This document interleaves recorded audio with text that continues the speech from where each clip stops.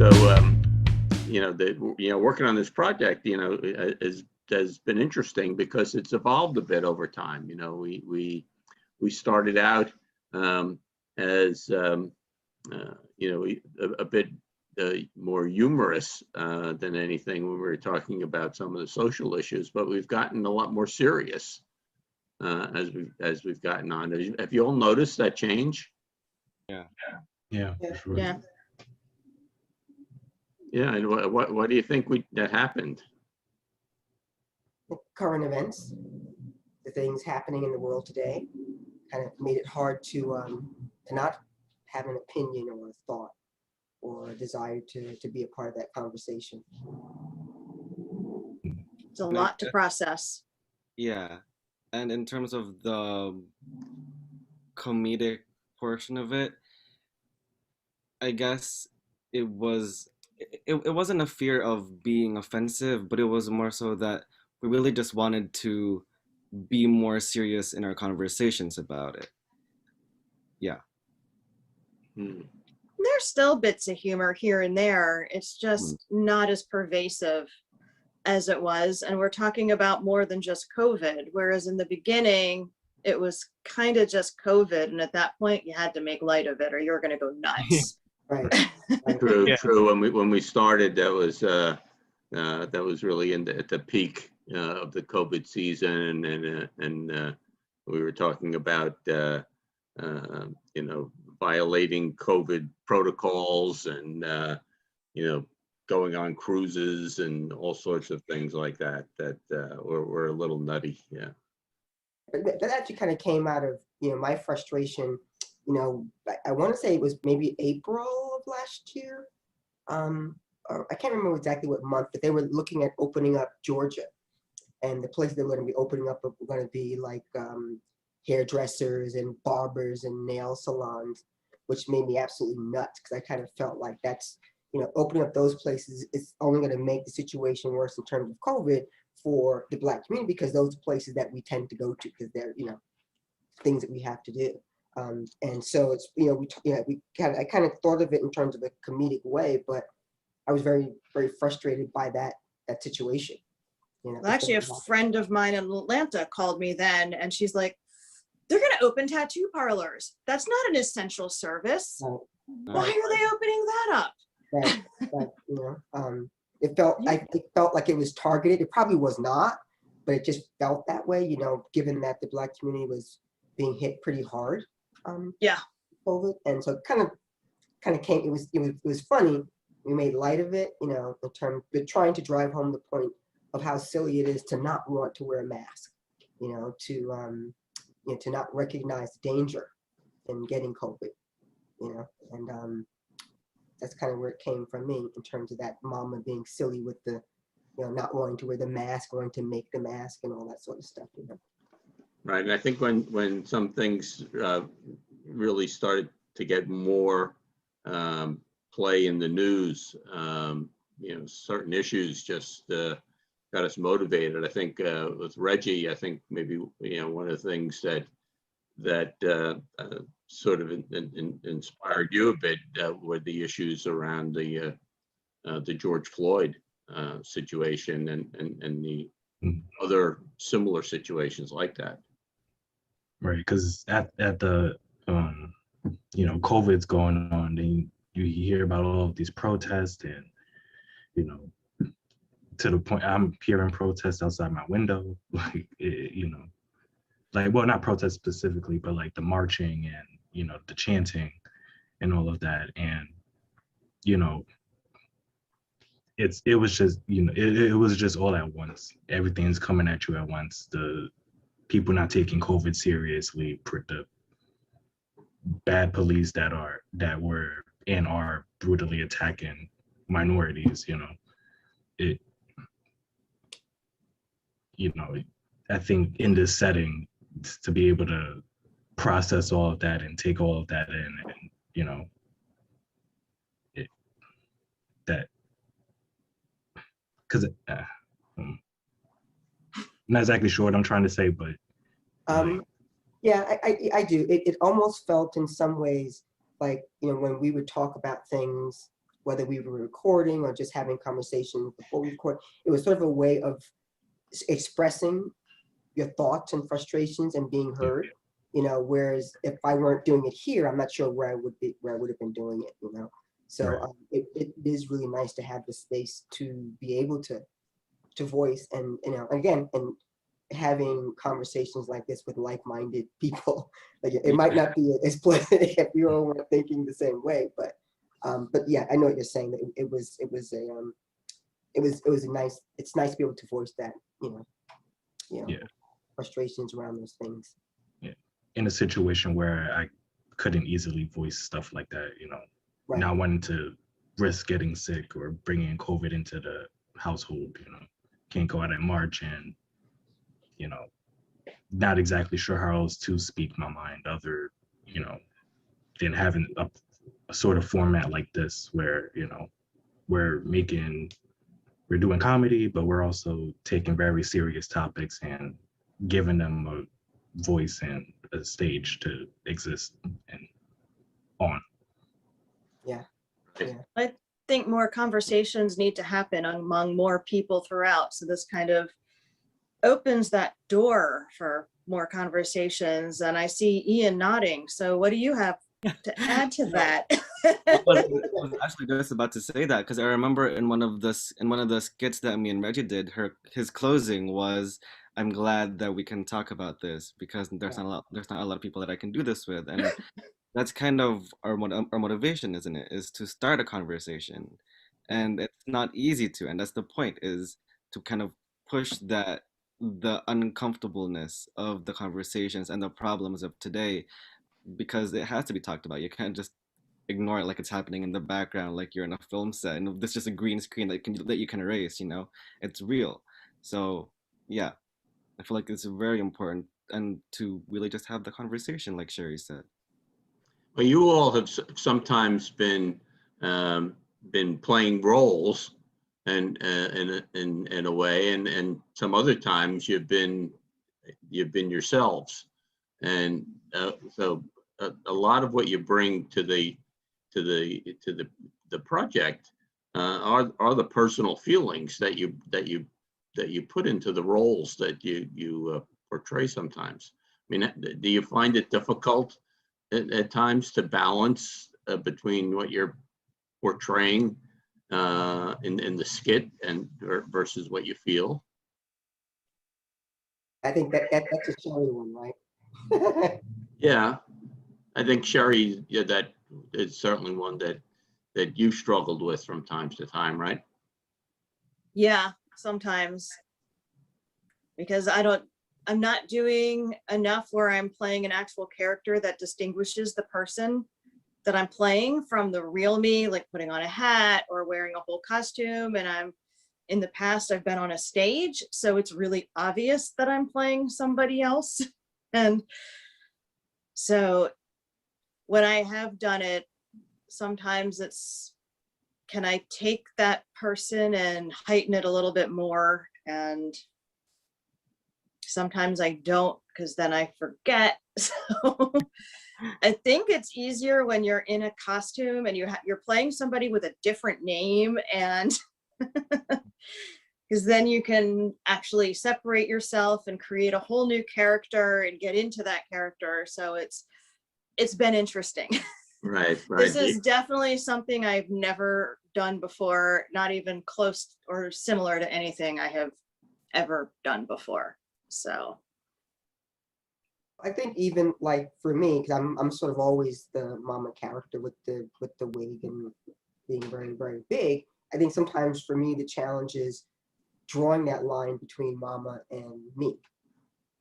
You know, so it's not always easy. I mean, it's easier to some degree, but you know, I do have very, very strong opinions on things, and you know, trying to find a way to voice those opinions through the mama character is sometimes a bit of a challenge.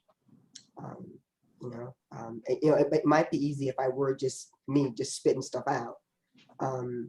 But you know, in terms of being the character, it's a bit of a challenge. But you know, I do think though that one of the things that I do think about more as this the series is evolving is some of the issues that we talk about, I am more mindful of the impact. I think we were thinking about doing a session, was it with Cuomo? Right. Yeah, Oh, yeah. and I was sort of in a weird place with that because, I have my opinions and I have my thoughts, but I was also aware that my opinions and my thoughts could have an impact on other people that might be going through that situation. And it's a little hairy, a little bit dicey for me at that moment. I don't know if anybody else had that kind of a feeling on some of the issues that we've kind of tried to tackle. For me, well, I feel like I feel the same way. Um, Personally, in my personal life, I'm not so vocal as I seem to be whenever we're doing our skits here. I'm very open and I'm very, um, but I guess the one thing that this project has really taught me is to kind of really see, I guess, my own views as more clear than they are. Because I guess before it was kind of like well, it doesn't really affect me, so I don't really care about it. But now it's more like, okay, so I know what I believe and I know what I believe is wrong and what I believe is right, kind of thing. And I guess I've also started to notice that I start to talk a little bit more about these kinds of things with my parents and my sister, and that I'm not so afraid of doing that anymore. So I guess those things have kind of helped me open up myself a lot. Yeah. See, we're That's already good. making a difference. Yeah. Yeah, that is good. Do you think it happened? It certainly evolved through all all the skits we've been doing. But do you think the discussions around the violence towards the Asian American Pacific Islander folks is kind of what opened you up a little bit more?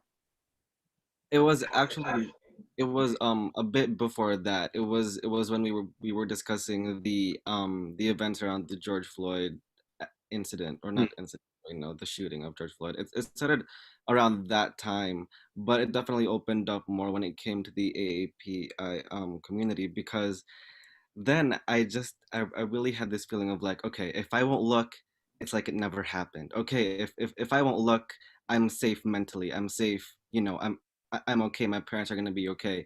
But you can't ignore it. It's happening, and it's real. So we have those conversations once in a while, and it gets heated, it gets emotional because you get scared. You really do get scared. But it's definitely helped, yeah, for sure. Has anybody else had that experience where, you're kind of having more conversations because you're participating in the series? I am, because very well, at least with like my cousin, because like Ian, like I kept, any thoughts that I really had, I kept to myself. Wasn't really vocal, didn't really care in a sense to be vocal. Like how my sort of thinking was, well, stuff is gonna happen regardless. If I say anything, why bother? Let me just live my life and do whatever. But the reality is that you can't really live and not say anything, especially when all of the things that we've talked about thus far have been like right in our face. It's not like, it's happened in another country or on another planet or whatever. It's like right here, right now. Can't ignore it, can't deny it. And it's sort of like being able to have these conversations with a group of like-minded people, and also being able to tackle those issues. And it's not just a conversation, but it's like a scene. It's the cat we're in. It's me, Sheri, and Ian interacting with Wanda, who's mama, and like so it's the lines get blurry sometimes with like Reggie, Reggie who is me versus Reggie who is the character, but sometimes it is also like, what would Reggie say to this person? What would Reggie say to mama? If Right. You make an interesting point, Reggie. About these discussions we have with like-minded people, have any of you experienced the fact that it's helped you have discussions with people who aren't necessarily like-minded? Wow. I don't think I ventured that far to attempt to do that. I mean, I feel a little silly saying this, but yeah, I think I've probably been avoiding that. You know, having the maybe I shouldn't be, but it's yeah, I've been kind of avoiding those conversations.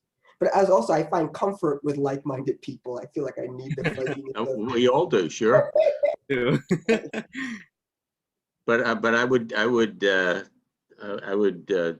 put out there that the world is not going to get any better until we can find ways to talk to people who aren't like-minded. and people across the aisle. I mean, that kind of a Yeah. right. Well, you've done a bit of that, I think, actually, in some of your Facebook conversations. I've tried, you know, I have a cousin who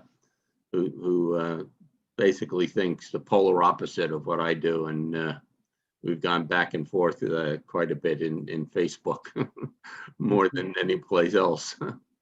But it's, you know, it's hard when to find the a midpoint, a point of agreement, because, you know, we've all become so entrenched in our thinking these days.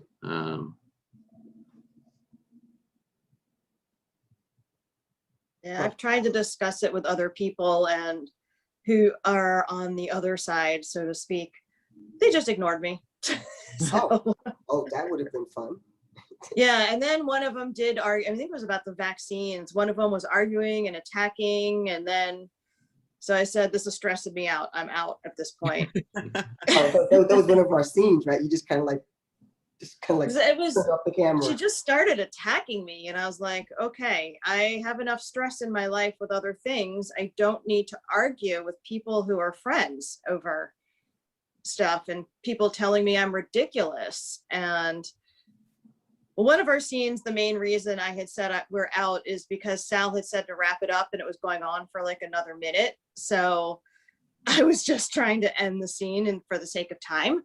But in this case, I was really done. And then I guess it was last week, she raised the same issue, and another friend, she was attacking another friend, and the friend was like, "Look, I can't do this." And the friend who raised the issue is like, "Why can't we have a discussion?" And I've been trying to find a way to say, there are ways to have a discussion, but when you start attacking the other person and judging the other person for how they feel, that's where it starts to devolve into something that is less productive. Yeah. I mean, I think like one of the things about, you know, doing this series is that we don't really have that issue because we're Right. you know, playing a part and we're all thinking kind of the same. But I guess it's interesting when you say that, like, you know, one of my things is that I, you know, at this point in my life, I want to be a part of the solution, you know. Yeah. You know, and so thinking about how to do that when people don't necessarily want to hear what you're saying, or they disagree with what you're saying, or Yeah. they don't know how to have a conversation about a topic. And for me, I just tend to say, well, I'm not gonna go there because I'm not gonna change their mind. I'm just gonna frustrate myself. But how do you do that? I mean, I think you're right, Sal. Like, the world's not gonna get better if you don't have those conversations with those other people. And I don't have a clue as to how to do that without getting ticked off. Well, at one point, this girl did start on stuff, and I said, "Look, you're not going to change my mind." And one of the things, because I'm still trying to think of a response, and one of the things is, you know, maybe someday I'll come over to your side on some stuff, but I need to look into it myself, and I need to come to my own conclusions. And right. Well, this would be a hard forum to do it. I mean, it would be interesting if we brought someone else into the conversation who did have, you know, a different perspective. I think it might be hard to do it with the four of you at this point. But, you know, if we brought, you know, had someone else come in and play the character, you know, in a sense, that might be interesting, that should explore. But I think, you know, the better mechanism for doing that, Wanda, would be in the play. You know, Right. you know, doing it on stage and, you know, over a period, 90 minutes to 2 hours, you know, you have a better, you know, greater opportunity to explore that. Right. Well, even in that, I'm very comfortable because it's still a one-way thing, right? I mean, the words are on the page, the actors are on the stage, and they're doing their thing. It's a one-way. It's my, spitting stuff out. But I don't know how to have a conversation with someone who is totally,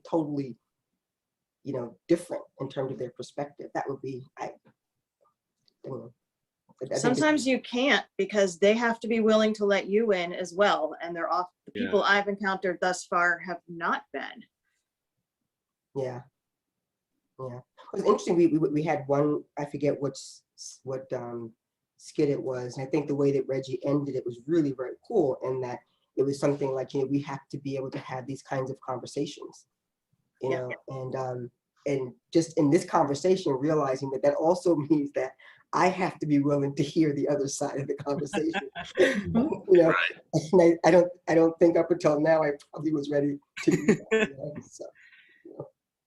For me personally, I wouldn't say I go out and be like, hey, who's different from me? Who's have your beliefs? Okay, let's have a conversation. It seems like not really a smart thing to do, because it comes off, I guess, like an attack with Yeah. what the other person would kind of see it as, and then it would be a fight more so than a conversation, like Sheri said. But when it's raised by somebody just out of conversation, out of like naturally raised, and I have my point on it, I definitely try to keep my cool. Mhm. We all have our own beliefs. We all have our own different opinions on things. We can't have them all on our side, but I tried to just this one time I had a conversation with somebody. It was a complete stranger on I think it was Instagram, I think. They commented on one of my sister's posts, and I had a conversation with them on the private messages now. But it was very productive because of how receptive the other person was. Wow. And I feel like that changes from person to person. You could get Sure. somebody who's completely closed off. They don't care about your beliefs, they don't care about his beliefs, all they care is their beliefs. And if you have different, you're an enemy to them. And those are the kinds of conversations that are a bit harder. Those are the people that we kind of really need to let open up, because that's not good socially to the world, to have people who just don't care about anybody else's opinions or beliefs, and who are just Yeah. completely closed off that way. Yeah. um yeah. Yeah, I think I might be one of those people, though. It's just that, in my mind, I'm on the right side of the situation, but Mhm. I'm just realizing through this conversation that maybe I am not as open-minded as I'm asking as I want other people to be. Mhm. Interesting. I feel that because I sometimes get the same way, where it's hard to remind myself that I could be right, but that doesn't mean the other person is wrong. Right. Like they can say whatever, but they may have a reasoning behind it that actually makes sense, and that's where we can begin the conversation at. Right. But we wouldn't know that until we let them get to that point. But no, it's hard to, and it's also hard to tell yourself that you could be wrong, especially Right. well in certain situations. Like obviously, Yeah. certain stuff would always be right, but sometimes we tend to, or at least I'll just say for myself, like I'll tend to get, oh yeah, I know I'm right about this. I've thought about this over and over again. I, have this conclusion, but my conclusion can still be wrong at the end of the day, and Right. Yeah. I have to allow that, not too much, but just allow enough of that Keep a little bit. contrasting energy to Yeah. affect me, and like, oh, okay, I see where you're coming from, or oh, you're completely gone. I can't have this conversation, but yeah. And this reminds me of, there's a famous debate that Wanda knows of that you could probably find it on YouTube somewhere, where James Baldwin debated William F. Buckley. Right. And this was back in the 60s. I think it happened in London, maybe. But it was an interesting thing to watch and to listen to, that two people with totally different perspectives had an excellent, intelligent, civil debate. I don't think they changed each other's minds, Right. but they were able to talk to each other about it. You know, it was very interesting, and something you might want to look for. Yeah. That was great. I think sometimes I don't, and I have to really think hard about this now because you're talking about it. I don't always think that, like, you're right, in that debate they were very civil. There's a part of me that doesn't want to be civil. You know, I feel like, you know, the situation has so much weight that, you know, being civil is not going to move the needle. You know, but I have to work on that. I'll put that into play. Yeah. Is being uncivil going to move the needle? You know, I don't know. I don't know. I guess because I'm very, very passionate, and I think I think passion is what moves people. And so I want to say yes, but when you ask the question the way you just asked it, I think I have to say no. Our sketches are unscripted, but planned to show conflicting ideas on social issues facing us today. We take positions in these sketches that do not necessarily reflect our personal opinions. In fact, every member of our troupe is a strong believer in the need for change to heal the divisions and eliminate hatred in our society. We hope that you view our sketches with that in mind. And think about what you can do to accelerate change in your communities.